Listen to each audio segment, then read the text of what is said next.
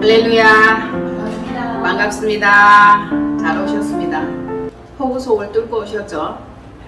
비가 너무 많이 와요. 폭풍 비바람, 그리고 끊이지 않는 이 물난리, 해마다. 그렇죠. 그 물난리 가운데도 사람들은 우리 집은 괜찮을 거야, 나는 괜찮을 거야, 뭐 그런 생각을 하면서 다 살지 않겠습니까? 그런데 자기 집에 그 엄청난 재난이 임하고 그 지역에 그렇게 물난리가 많이 날 줄 어떻게 알았겠습니까? 충북 괴산 쪽에 지금 난리가 아닙니다. 난리가 아니에요. 그럼에도 불구하고 울산 지역은 이렇게 또 안전할 수 있어서 감사드리고, 재난을 당하고 재해를 입은 모든 자들에게 또 위로를 표합니다. 어쨌든 우리가 어떤 상황과 어려움 가운데에서도 무사히 무탈하게 평안하게 지낼 수 있는 것은 그래도 하나님의 은혜라고 우리가 그분께 영광을 돌릴 수 있을 것입니다. 한 주간 동안에도 여러분들의 삶 가운데 감사한 조건들이 굉장히 많이 있었을 줄로 봅니다. 아멘.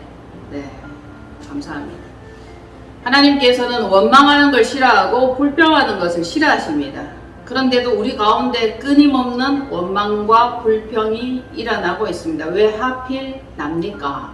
왜 하필 나에게만? 왜 하필 우리에게 이런 고난과 어려움이 일어나는지 우리는 알 수 없습니다. 그럼에도 불구하고 우리는 감사할 수 있는 마음 상태를 가질 수 있기를 바랍니다. 축복합니다. 좋은 마음, 선한 마음, 하나님이 기뻐하는 그 마음 되시기를 소망합니다. 자, 이스라엘 민족들이 애굽에 살다가 홍해를 건너는 사건이 일어났죠. 그 사건을 오늘 한번 찾아가 보겠습니다. 여러분, 출애굽기 14장, 출애굽기 14장입니다. 27절로 30절입니까? 끝까지 한번 읽어봅시다. 27절로 시작. 모세가 곧 손을 바다 위로 내밀매 새벽이 되어 바다의 힘이 회복된지라 애굽 사람들이 물을 거슬러 도망하나 여호와께서 애굽 사람들을 바다 가운데 엎으시니 물이 다시 흘러 병거들과 기병들을 덮되 그들의 뒤를 따라 바다에 들어간 바로의 군대를 다 덮으니 하나도 남지 아니하였더라. 그러나 이스라엘 자손은 바다 가운데를 육지로 행하였고 물이 좌우의 벽이 되었더라. 그날에 여호와께서 이같이 이스라엘을 애굽 사람의 손에서 구원하시매 이스라엘이 바닷가에서 애굽 사람들이 죽어 있는 것을 보았죠. 이스라엘이 여호와께서 애굽 사람들에게 행하신 그 큰 능력을 보았으므로 백성이 여호와를 경외하며 여호와와 그의 종 모세를 믿었더라. 아멘. 승리의 때는 믿는 거죠. 그 큰 능력이란 무슨 능력입니까? 구원의 능력이에요. 하나님이 능력이 있네 없네, 하나님이 진정 어떤 권능을 행하는 것을 보았느냐 믿느냐 하지만은 가장 큰 능력은 구원의 능력입니다. 여러분, 인간을 구원하시는 하나님, 사단의 손에서 우리를 건져내시는 하나님인데 30절 한번 보십시다. 다 같이 시작. 그날에 여호와께서 이같이 이스라엘을 애굽 사람의 손에서 구원하시매. 아셨죠? 그날이 무슨 날이에요? 그날은 심판날이에요. 그날은 심판의 날입니다. 하나님께서는 심판할 자 심판하고 구원할 자 구원하시는 하나님이시라는 것입니다. 어디에서? 사단의 손에서. 여기에서는 애굽 사람의 손이라고 했지만 엄밀히 말하면, 궁극적으로 말하면 사단입니다. 사망과 저주, 음부죠. 이 상태에서 하나님께서는 사단과 음부, 그리고 우리를 억압하고 있던 그 존재들을 심판하시고 구원을 하신 것입니다. 그래서 우리는 구원의 하나님, 이분을 찬양할 수밖에 없습니다. 그때 애굽 사람들이 죽어 있는 것을 보는 것입니다. 우리를 괴롭게 하고 우리를 힘들게 하던 사단의 시체가 우리 주변에 널브러져야 돼. 파리채를 가지고 윙윙거리던 그 파리를 다 때려잡아서 널널이 한 그 시체를 보는 것과처럼 사단은 파리대왕이에요. 사실은 파리대왕. 그리고 여호와를 경외하며 여호와의 그 능력, 구원하는 능력인데 구원하는 이 능력이 무엇이냐 하면 일을 하시는 여호와, 일하는 손이에요. 능력이라는 것은 하나님의 일하시는 손, 이것을 뜻하는 것입니다. 그것을 보았으므로 백성이 여호와를 경외하며 여호와와 함께 일한 누구? 모세, 그 종을 믿었더라. 모세를 믿었더라. 그 다음에 모세의 노래가 나오죠. 자, 모세의 노래가 나오고 그리고 쭉 또 미리암의 노래도 나옵니다. 미리암의 노래도 나오고 할렐루야 찬양하는 거죠. 우리를 구원하셨다. 너무 기뻐서 찬양하는 이 순간이 또 흘러가고 또 지나갑니다. 그 다음에 어떻게 되는 거예요? 단물로 변한 마라의 쓴물, 이 상태가 또 나옵니다. 자, 여러분들이 저와 함께 읽으셔야 할 부분이 어디냐 하면은 출애굽기 15장 22절로 27절까지 읽으시면 되겠습니다. 22절 시작. 모세가 홍해에서 이스라엘을 인도하며 그들이 나와서 수르 광야로 들어가서 거기서 사흘길을 걸었으나 물을 얻지 못하고 마라에 이르렀더니 그곳 물이 쏘쏘 마시지 못하겠으므로 그 이름을 마라라 하였더라.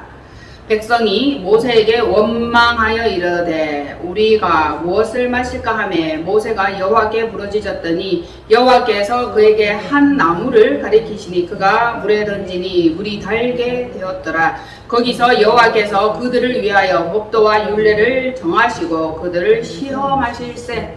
또 나왔죠. 시험하실세. 이르되 너희가 너희 하나님 나 여호와의 말을 들어 순종하고 내가 보기에 의를 행하며 내 계명에 귀를 기울이며 내 모든 규례를 지키면 내가 애굽 사람에게 내린 모든 질병 중 하나도 너희에게 내리지 아니하리니 나는 너희를 치료하는 여호와임이라. 아멘. 그들이 엘림에 이르니 거기에 물샘 열둘과 종려나무 이런 거루가 있는지라. 거기서 그들이 그 물 곁에 장막을 치니라. 아멘. 아직도 광야 생활이죠. 사흘길 광야 생활 아직 끝나지 않았습니다. 자, 모세가 홍해에서 나왔어요. 이스라엘 백성을 인도하여 거기서 나왔습니다. 나왔더니 이번에는 무슨 광야예요? 수르 광야예요. 수르 광야. 수르 광야에 들어가서 거기에서 사흘길을 또 걸었습니다. 사흘길 광야 생활 중에 사흘길을 걸었으나 정말 광야에서 중요한 것이 무엇입니까? 그늘과 물 아닙니까? 오아시스잖아요. 그래서 사흘길을 걸었으나 물을 얻지 못하였더라. 그러면 뭡니까? 생명이 끝나는 거죠. 죽음이죠. 마라에 이르렀더니 그곳에 물이 굉장히 쓴 거예요.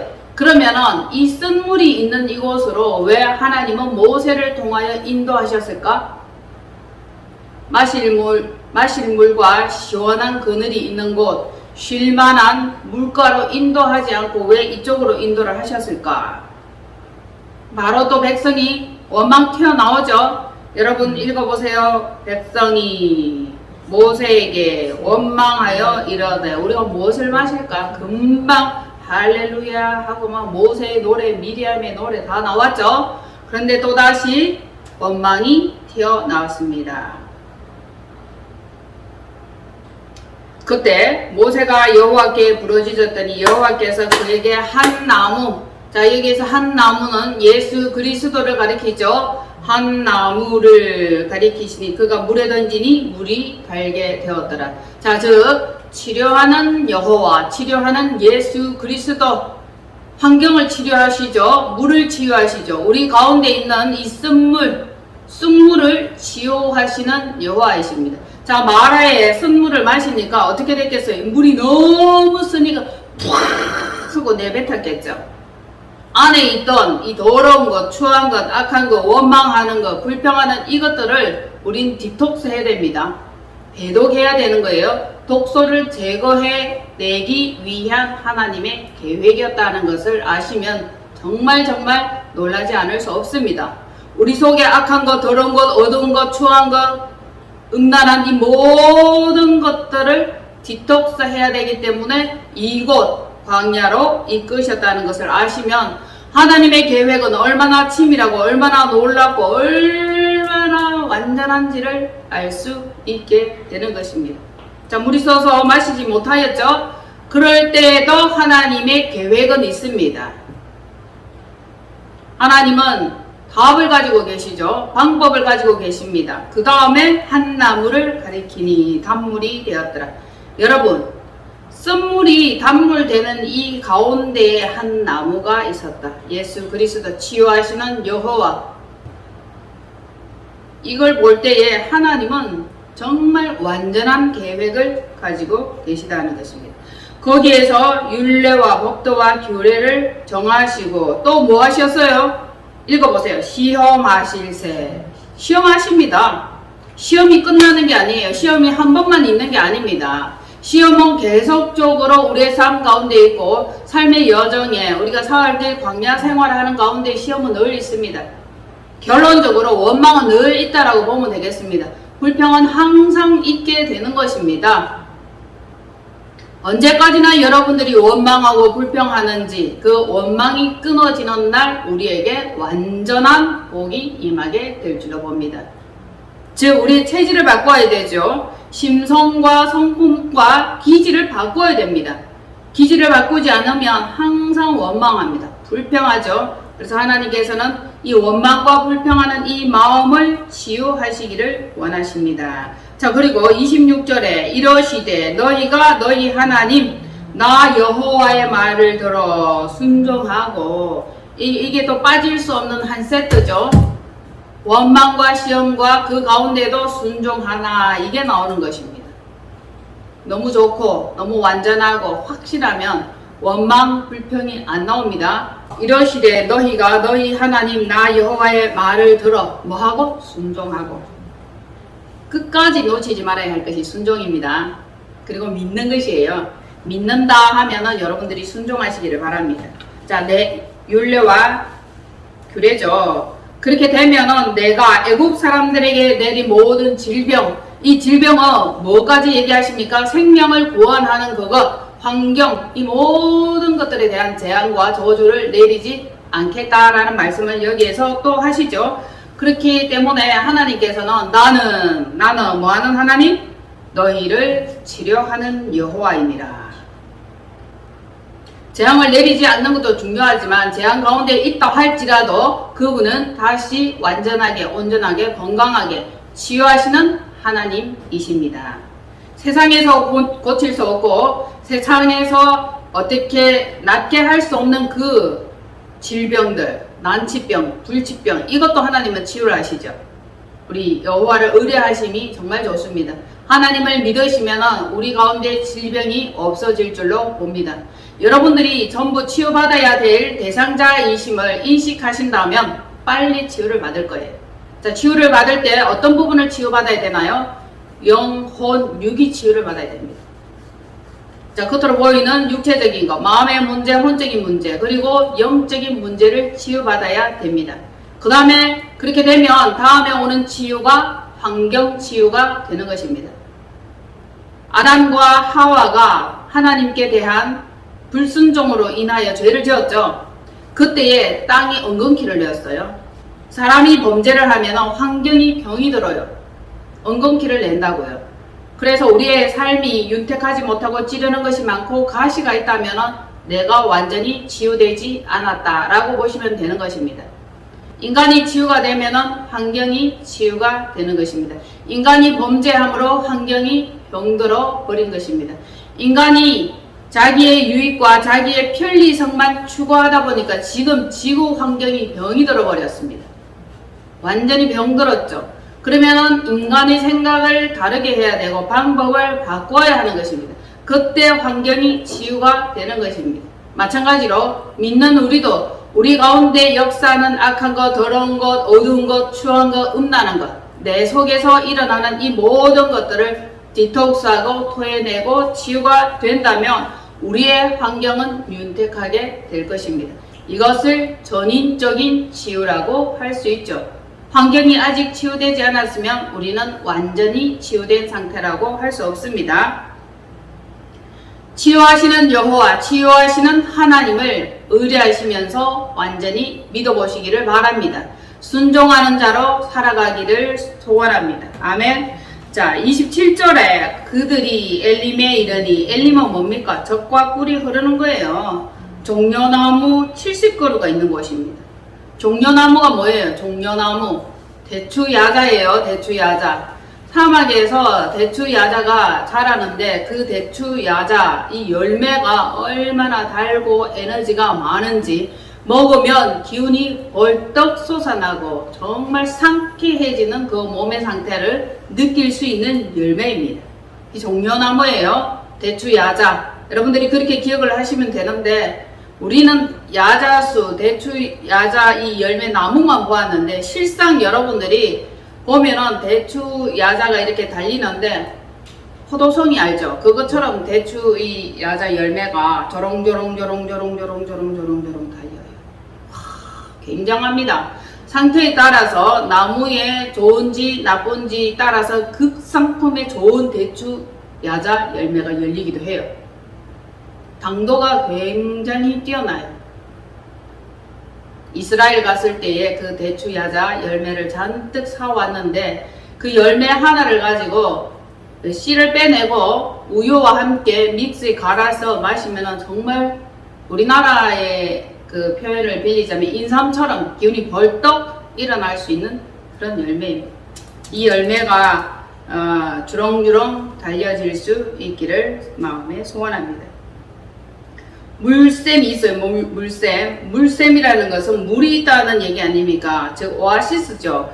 거기에 종려나무 70 이런 그루가 있는지라 거기서 그들이 그 물 곁에 장막을 지니라. 아멘.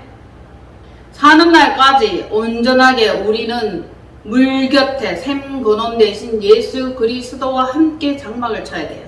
삶의 터전을 그분과 함께 이루어 나가야 될 줄로 봅니다. 장막이란 집이에요. 성전입니다. 내 심령 성전을 항상 그분 보시기에 아름답게 가꾸기를 원하고 바란다는 이 마음의 소원이죠. 물 곁에 있어야 돼요. 물이 없으면 죽습니다. 물이라는 것은 즉 우리가 정말 마시는 이 물도 맞지만 생명의 말씀인 이 성경에 대한 이 말씀을 얘기하는 것도 맞는 거죠. 그래서 물이란 말씀이다. 물로 씻어 깨끗하게 된다 할 때에 말씀으로 씻어질 수 있습니다. 우리 가운데 악하고 원망, 더러운 이런 모든 추악한 생각들이 떠나가고 디톡스 될 수밖에 없는 가장 강렬한 방법은 말씀을 읽는 것입니다. 말씀을 읽으면 여러분들이 말씀대로 행하고 말씀 따라가고 말씀을 따라 순종하면서 나아갈 수 있기 때문입니다. 물 곁에 장막을 치시겠습니까? 자, 물 곁에 성막 치시는 여러분 되시기를 바랍니다. 아멘. 사막에 있으면 죽어요. 물이 없는 곳입니다. 물 곁에 장막을 이루고 주님과 함께 동고동락하며 모든 것을 누리는 풍성한 삶, 그 가운데 여러분 있기를 바랍니다. 그럴 때 하나님께서는 또 이후에는 맨날 일용할 양식을 주시지 않습니까? 뭘 주세요? 만나. 매일매일 만나를 줍니다. 매일매일 먹을 양식을 주십니다. 시절을 따라 계절을 따라 하나님께서는 늘 공급하시는 하나님이에요. 그분을 온전히 한번 믿어보자고요. 지금 이 시간에 내가 필요한 것은 만나라면 만나를 주실 것이고 비가 필요하다면 비를 주실 것이고 이슬이 필요하다면 이슬을 허락하시는 하나님입니다. 그리고 고기가 필요할 때는 만나를 허락해 주셨습니다. 너무 많은 것들을 원하지 말고 시절에 따라 상황에 따라 항상 공급하시는 하나님, 공급자이신 하나님을 여러분들이 믿기만 한다면 우리의 삶은 풍성할 수밖에 없을 것이라는 것입니다. 언제든지 우리의 심령에서 모세의 노래와 미리암의 노래가 끊어지지 않아야 됩니다. 하나님을 찬양하는 것이죠. 할렐루야, 감사합니다, 고맙습니다. 이것을 찬양하는 것입니다. 찬양 대신 원망은 우리에게 필요치 않습니다. 거절합니다. 거절해야 돼요. 오늘도 우리의 인생 가운데 찾아오셔서 넉넉하고 윤택하게 하실 그 하나님, 우리가 지금 마시고 있는 것이 쓴물이라면 아직도 토해내야 할 것이 많구나. 아멘. 디톡스 해야 될 것이 많구나. 배독해야 될 상황이구나. 내 속에 아직도 더러운 것들이 너무 많구나 라고 우리가 인식을 하면 되겠습니다. 빨리 비워내는 거죠. 불순종에서 순종으로, 원망에서 감사로, 불만에서 평강으로 늘 깨어 있으시기를 바랍니다. 불순종은 하나님 앞에 마땅하지 않습니다. 혼란하고 어려운 시절입니다. 여러분, 이후로 더욱더 정신을 차려야 됩니다. 우리의 환경이 어떤 재앙과 재난이 덮칠지 모르는 가운데 있지만 주님과 함께 있으면 우리는 평안할 수 있습니다. 하나님은 피할 길을 허락해 주실 것입니다. 아멘. 물 곁에 하나님과 함께 장막 치시는 여러분 되기를 축복합니다. 한 주간 동안에도 넉넉하고 풍성한 결과 있기를. 아멘. 감사합니다. 기도합니다. 우리 주 예수 그리스도의 하나님, 영광의 아버지께서 지혜와 계시의 성령을 우리에게 허락하시사 하나님을 알게 하시고 예수 그리스도 닮아가게 하시고 원망과 비방이 떠나가게 하옵소서.